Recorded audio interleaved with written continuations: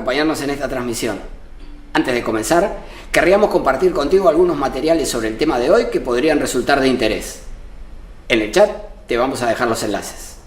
Primera llamada.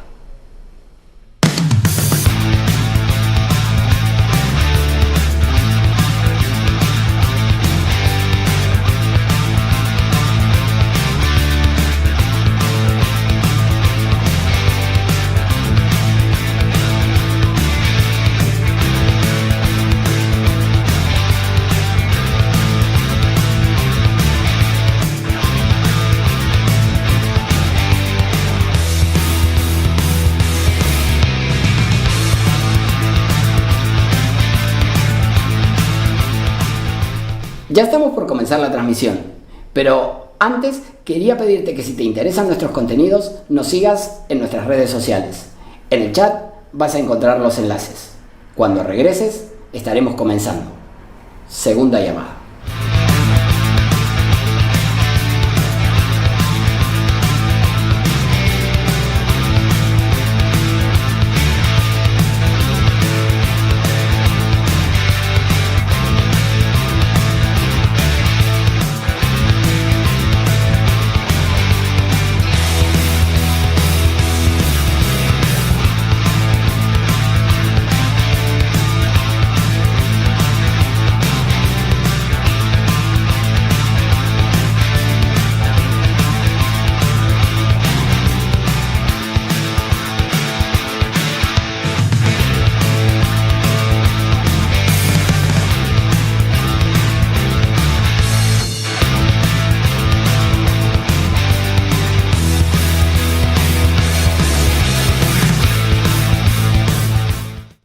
Esta es la tercera llamada. Comencemos de una vez.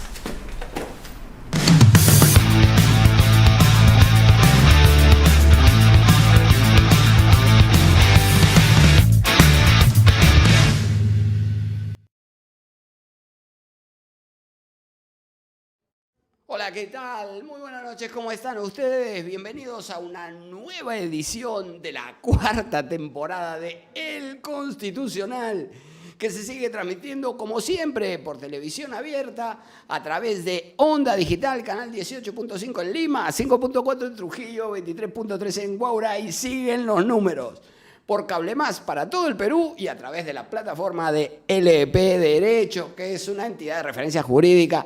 Ya los conocen y brindan capacitación a miles de profesionales. Sigan a LP Derecho para tener la última noticia en materia constitucional. Como siempre decimos, El Constitucional es un programa multimedia que se transmite por web, por redes sociales, por televisión abierta y también por cable. Utilizamos todos los medios que la tecnología nos permite para difundir nuestro mensaje constitucional. Les vamos a pedir que, como siempre, que nos dejen su like en esta transmisión, que compartan el video, que se incorporen como colaboradores de nuestra página de Facebook Omar.Sar para llegar a más gente. Hoy vamos a analizar el contenido de la denominada Constitución Ambiental y por otra parte vamos a ver, como caso de esta semana, el pronunciamiento en el que se desarrolló que el río Marañón puede ser titular, puede titularizar derechos fundamentales. A ver, comenzamos señalando que existe, sin duda, un derecho fundamental de toda persona a gozar de un medio ambiente equilibrado y adecuado para el desarrollo de la vida. La persona humana no es solo vida física e incluso para la vida física se requiere determinadas condiciones ambientales. Digo, además, que es un derecho fundamental y además es un derecho fundamental que está expresamente enunciado en la Constitución. El inciso 22 del artículo 2 menciona específicamente el derecho a gozar de un medio ambiente equilibrado y adecuado para el desarrollo de la vida, junto con la paz. Existe un derecho a la paz en el propio inciso 22, a la tranquilidad, al disfrute del tiempo libre y al descanso, ¿correcto? Todos estos derechos están enumerados en este inciso 22. y específicamente el derecho a gozar de un medio ambiente equilibrado y adecuado para el desarrollo de la vida. Efectivamente, el desarrollo del proyecto de vida de la persona y el respeto de la dignidad que le reconoce expresamente el artículo 1 de la Constitución, solo pueden ser considerados como horizontes posibles, solo pueden ser desarrollados en el contexto del efectivo respeto de un derecho a gozar de un medio ambiente que resulte adecuado para la vida humana. Pero la protección del medio ambiente de la que estamos hablando no solo constituye un derecho subjetivo de toda persona, un derecho individual que puede ser demandado, ya veremos, por la vía del amparo, sino que además debe ser considerado, ha dicho el tribunal, como un bien público esencial. Efectivamente, existe regulación constitucional de lo concerniente a los recursos naturales, también a la política general del ambiente, a la conservación de la diversidad biológica y también a la preservación de las áreas naturales protegidas. Todo esto se encuentra expresamente enumerado en la Constitución. La Constitución establece en el artículo 66 que los recursos naturales renovables y no renovables son patrimonio de la nación y que el Estado es soberano en su aprovechamiento. Por su parte, el artículo 67 de la misma Constitución dispone que el Estado determina la política nacional del ambiente y promueve el uso sostenible de los recursos naturales. Recuerden ustedes que los recursos naturales son de propiedad del Estado. Es decir, la propiedad privada alcanza la superficie del suelo, pero los recursos naturales que se encuentren en el subsuelo solo pueden ser aprovechados por particulares en la medida que exista una concesión por parte del Estado, que, como decimos, es el propietario de los recursos naturales. Así que cuando le hablen de nacionalizar los recursos naturales, avisen que les están queriendo tomar el pelo a percibirse. Por otro lado, el artículo 68 de la Constitución prescribe que el Estado está obligado a promover la conservación de la diversidad biológica y de las áreas naturales protegidas. En esa línea, el artículo 69 de la Constitución señala que el Estado promueve el desarrollo sostenible de la Amazonía. La Amazonía constituye un área de reserva natural sumamente trascendente, no solo para el Perú, sino a nivel global, ¿correcto? La selva amazónica constituye un área sensible de protección y cuyo desarrollo sostenible se encuentra expresamente previsto en la Constitución. Subrayo lo de sostenible en el sentido de que se trata de desarrollo económico, puede haber inversión, puede haber desarrollo de empresas, puede haber desarrollo de actividad económica, incluso de aprovechamiento de recursos naturales, pero todo ese aprovechamiento, toda esa explotación racional de los recursos debe resultar, y cito, sostenible. Así que estas previsiones relacionadas con lo que podríamos denominar la Constitución ambiental, se desarrollan en el marco del título 3, que se refiere al régimen económico. Así que fíjense, tenemos los temas ambientales en dos aspectos. Por un lado, tenemos el derecho a gozar de un medio ambiente equilibrado y adecuado para el desarrollo de la vida en el 222, junto con otros derechos fundamentales que ya hemos mencionado. Y por otra parte, y como en el contexto de la Constitución económica, tenemos también esta regulación de la Constitución ambiental en el sentido de el papel del Estado en la conservación del medio ambiente, de la dirección de la política ambiental y de la especial protección que requieren las áreas naturales protegidas y la Amazonía. El Tribunal Constitucional abordado específicamente este tema de la constitución ecológica y ha dicho que esta constitución ecológica tiene una triple dimensión. Por un lado, como principio que irradia el orden jurídico, puesto que es obligación del Estado proteger las riquezas naturales. En segundo término, como derecho de toda persona a gozar de un ambiente sano, que es un derecho exigible por vías judiciales. Luego vamos a desarrollar esto. Y en tercer lugar, la Constitución ambiental se refiere al conjunto de obligaciones impuestas a las autoridades y a los particulares en su calidad de contribuyentes sociales. ¿Correcto? Es decir, debe haber un desarrollo integral de la persona, también de la economía, ambos en el contexto de la protección del medio ambiente, de la protección del desarrollo ecológicamente sostenible. Queda claro entonces que si la pretensión se refiere a la protección del medio ambiente, entonces, o a gozar de un medio ambiente equilibrado, entonces la demanda de amparo debe ser admitida. Se refiere específicamente al contenido de un derecho fundamental que, como decimos, está expresamente enumerado en la Constitución. Y decimos, deberá ser admitida, naturalmente, cuando tenga como pretensión la de conservar el medio ambiente, por cuanto la pretensión se adscribe sin lugar a dudas al contenido prima facie protegido de un derecho fundamental.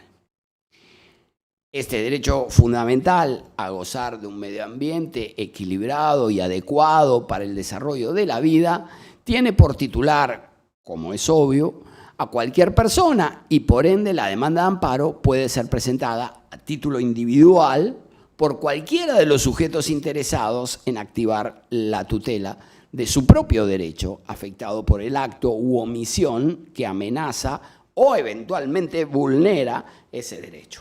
Como ustedes saben, el proceso de amparo procede tanto frente a la vulneración cuando se concreta la afectación del derecho como en caso de amenaza contra ese derecho. Y si se trata de la protección del medio ambiente, este es un derecho difuso y por lo tanto en el sentido de que le corresponde al conjunto de las personas y por ende cualquiera de ellas puede recurrir a la vía del amparo.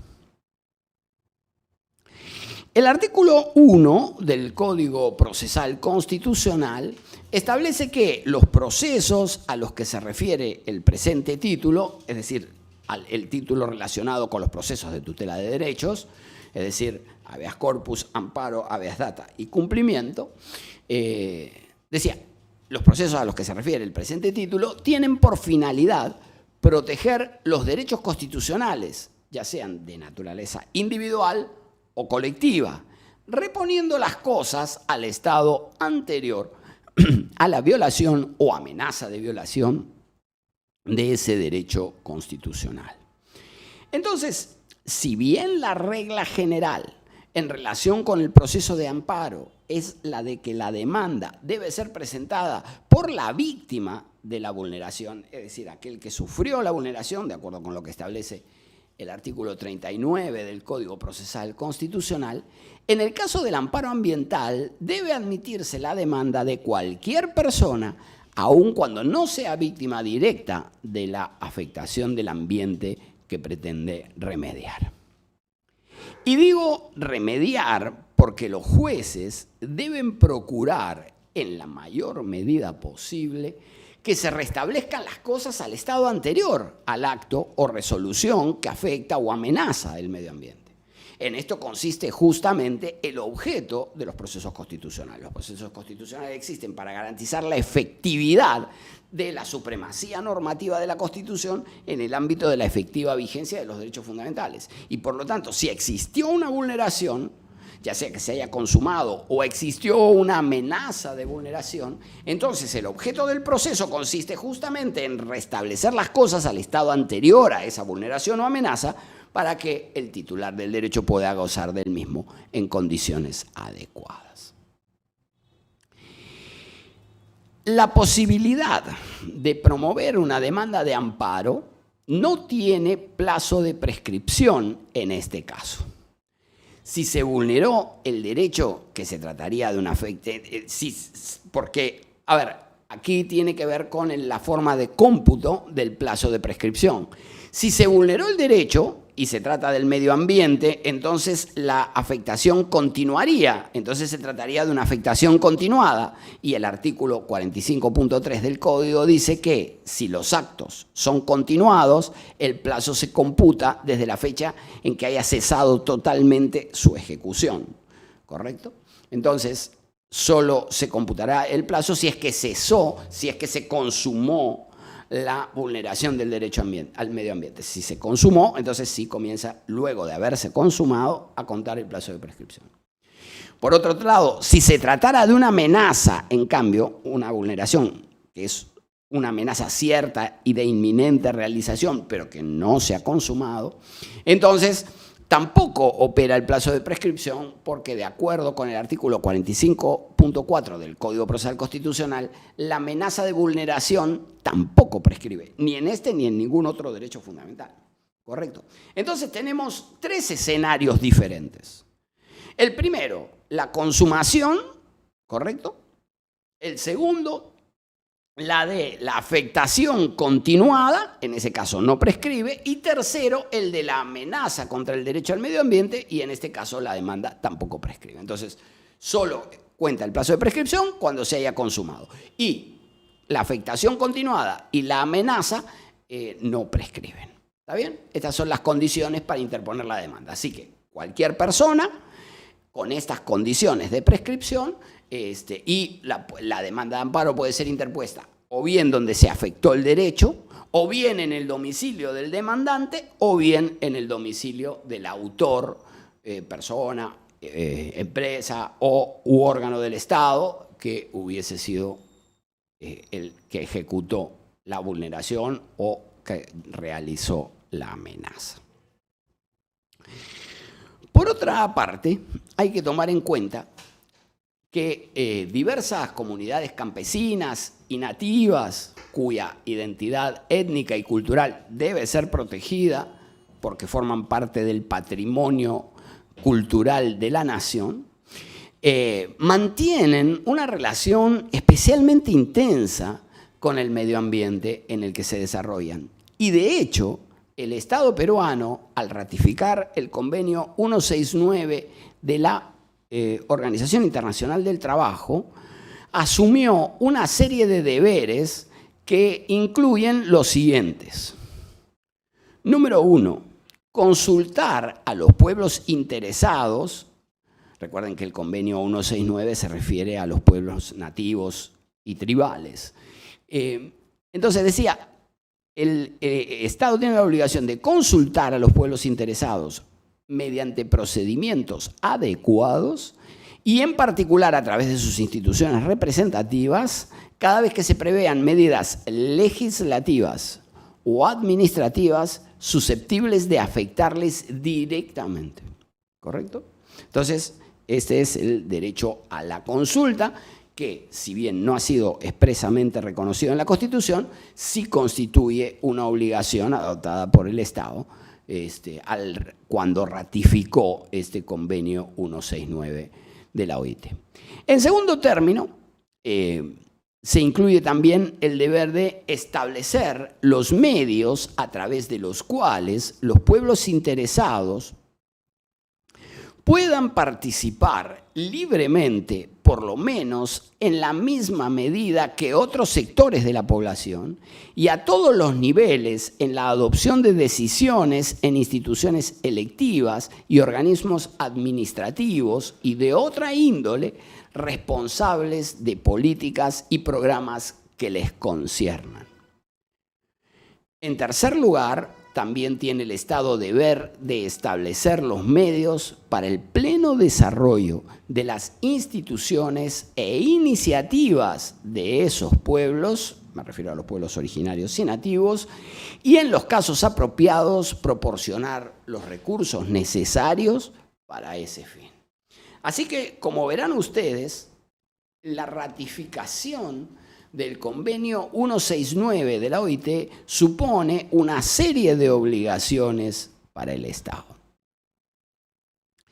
Como antecedente del caso de la semana que vamos a comentar en unos minutos y cuyo texto hemos compartido en nuestra página de Facebook, omar.sar, y que pueden ver también en el comentario que hemos puesto en esta transmisión, vamos a, respecto de los derechos con los que cuenta el río Marañón, vamos a citar el artículo 10º de la Constitución del Ecuador, en cuanto establece que la naturaleza será sujeto de aquellos derechos que le reconozca la Constitución. Y el artículo 71 se refiere específicamente a los derechos de la naturaleza.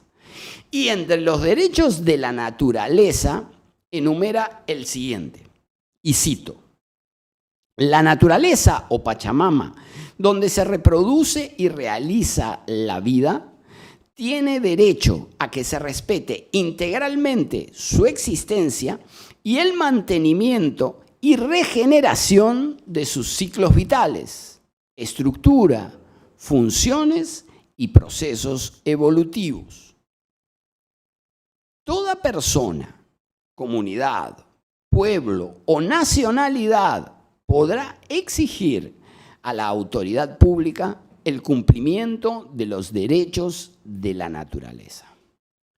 Para aplicar e interpretar estos derechos, se observarán los principios establecidos en la Constitución en lo que proceda. El Estado incentivará a las personas naturales y jurídicas y a los colectivos para que protejan la naturaleza y promoverá el respeto a todos los elementos que forman un ecosistema. Entonces, como verán, la Constitución del Ecuador contiene una referencia incluida específicamente en la Constitución a la protección de los derechos de la naturaleza y enumera específicamente este derecho a su existencia, mantenimiento y regeneración de los ciclos vitales, a mantener su estructura, funciones y procesos evolutivos y deberes de la comunidad y de las asociaciones, de las empresas y del Estado de participar en el proceso de su conservación y protección. Habiendo planteado entonces el alcance del derecho al medio ambiente, la constitución ambiental, los medios de protección y el derecho específico de la naturaleza en la Constitución del Ecuador, vamos a pasar ahora sí a el caso de la semana.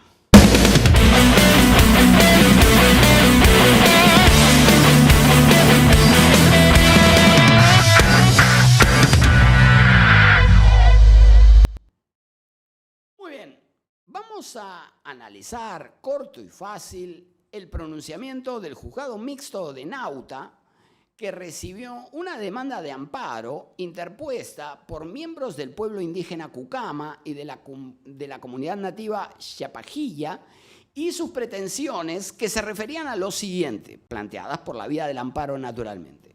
Solicitaban el reconocimiento del río Marañón y de sus afluentes como sujetos de derechos por parte del juzgado.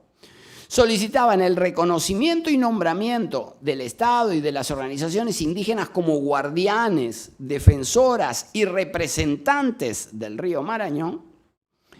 Y además solicitaban que se ordene la actuación a diversos órganos del Estado para garantizar la integridad del medio ambiente. El juzgado de Nauta, el juzgado de aquella ciudad de la Amazonía, del departamento de Loreto, sostuvo que las normas constitucionales que ya comentamos brindan un marco dentro del que debe ser analizado naturalmente el alcance de este proceso constitucional que persigue la tutela de derechos reconocidos específicamente al río Marañón. Y añade el juzgado una referencia a la Ley General del Ambiente, a la Ley de Recursos Hídricos y a la Ley Marco de Gestión Ambiental, entre otras herramientas normativas que se refieren específicamente a la protección del medio ambiente en general y de los ríos en particular. Asimismo, en la sentencia, el juzgado de Nauta toma en cuenta la decisión del Tribunal Constitucional, donde el órgano de control de la Constitución resolvió que la norma fundamental, la Constitución, puede ser leída, y cito, en clave biocéntrica, en el sentido siguiente, vuelvo a citar: todos los seres vivos tienen importancia per se, por sí mismos, y sus vidas deben ser respetadas, y los seres humanos son uno más entre el universo de los seres vivientes. ¿Correcto? Así que la Constitución puede ser leída también, no solo con centro en la persona humana, sino también con centro en la naturaleza. Un poco, esta mirada biocéntrica es la que adopta el juzgado de Nauta cuando se refiere a la protección de derechos que podría corresponderle al río, o que le corresponde, mejor dicho, al río Marañón. Así que esta idea de que existe una mirada, una interpretación, una lectura constitucional biocéntrica, no es un desarrollo del juzgado de Nauta.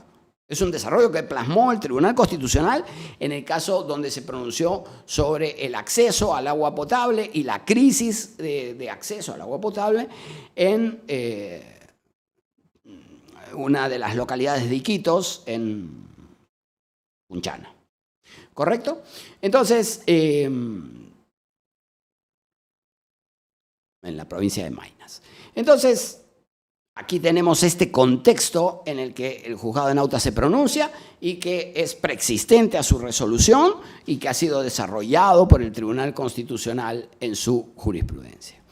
Ahora bien, el juzgado, naturalmente, deriva de esta sentencia del Tribunal Constitucional en la de que habla de una lectura en clave biocéntrica, que la Constitución ecológica del Perú también tutela a la naturaleza en sí misma, en concordancia con los criterios desarrollados por la Corte Interamericana de Derechos Humanos, señalando que la naturaleza tiene un valor intrínseco y unos derechos que pueden ser objeto de protección. Recuerden ustedes que las disposiciones constitucionales y los derechos reconocidos en la Constitución se interpretan de conformidad con los tratados internacionales que sobre derechos humanos haya ratificado el Perú.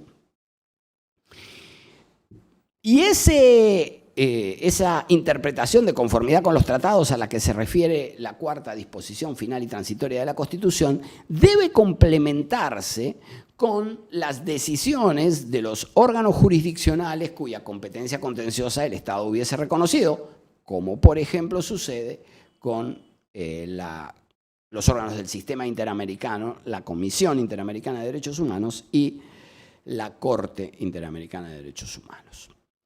Ahora bien, la Corte Interamericana de Derechos Humanos, en la opinión consultiva número 23, sostuvo que, y cito, el derecho al medio ambiente sano como derecho autónomo, a diferencia de otros derechos, protege los componentes del medio ambiente. Protege los componentes del medio ambiente, dice la Corte Interamericana. No el juzgado de Nauta, la Corte Interamericana. Tales como, se refiere a los componentes, tales como bosques, ríos, mares y otros como intereses jurídicos en sí mismos, aún en ausencia de certeza o evidencia sobre el riesgo respecto de las personas individuales.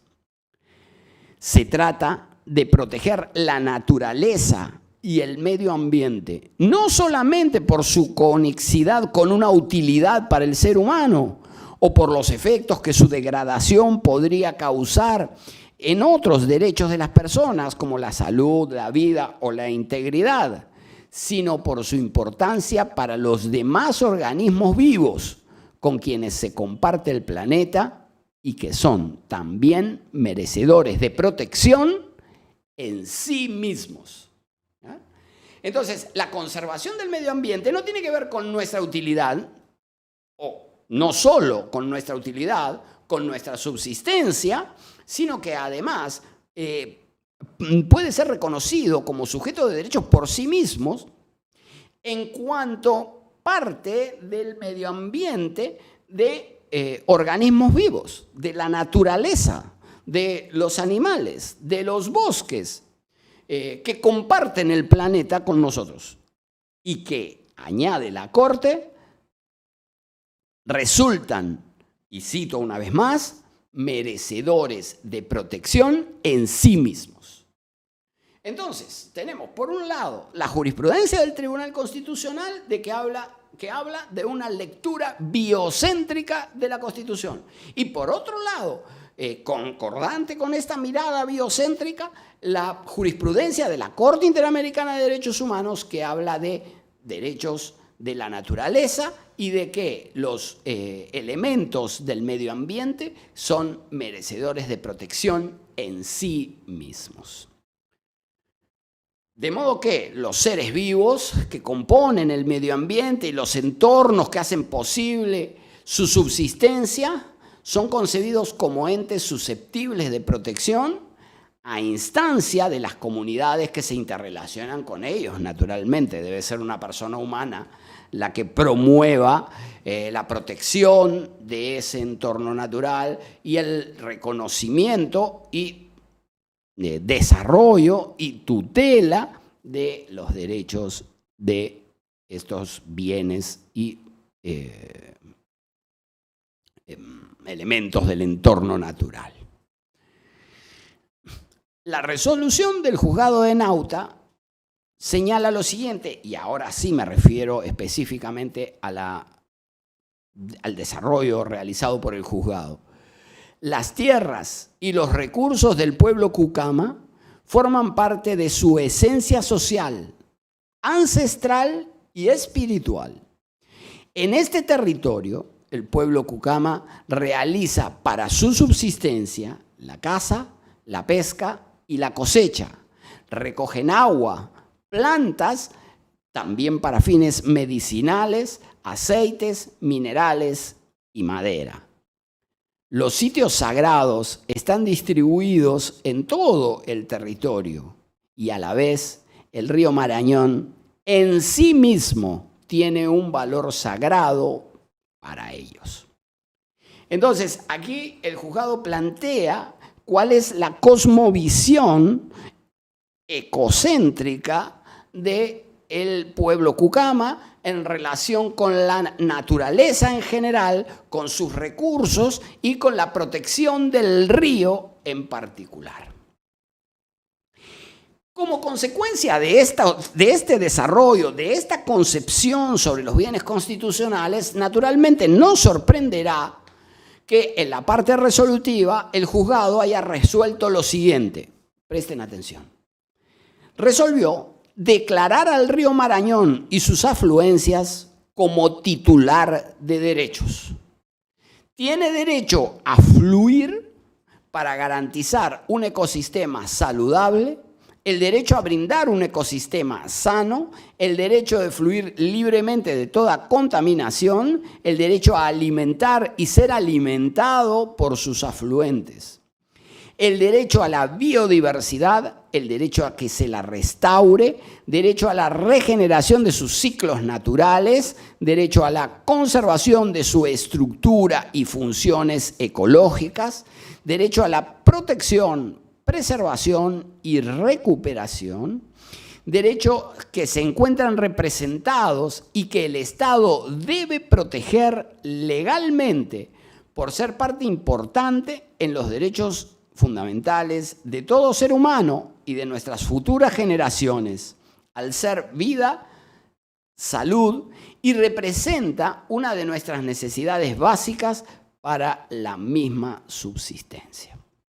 Entonces, como verán ustedes, el juzgado de Nauta reconoce dentro de aquel contexto teórico que planteábamos antes el derecho del río Marañón, unos derechos que le son propios. Ya no derechos de la persona, no solo el derecho a gozar de un medio ambiente equilibrado y adecuado para la vida, sino derecho de los recursos naturales propiamente en sí. Los derechos, en este caso, del río concretamente, desarrollado a partir de la cosmovisión cultural de la comunidad cucama, concretamente en este caso. Finalmente, el juzgado ordenó que diversas entidades adopten medidas para garantizar efectivamente la protección de estos derechos del río Marañón y de la conservación del medio ambiente, de la Amazonía en general.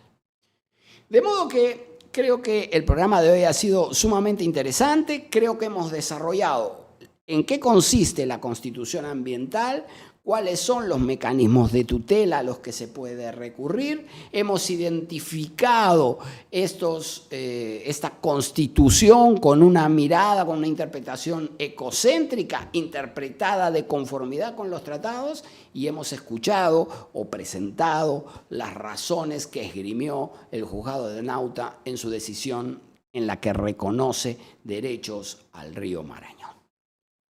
Lo vamos a dejar aquí. Les agradecemos por habernos acompañado. Recuerden apoyar nuestro trabajo dejando su like, compartiendo el video de esta transmisión y nos vemos en un siguiente programa de El Constitucional. Ya nos vemos.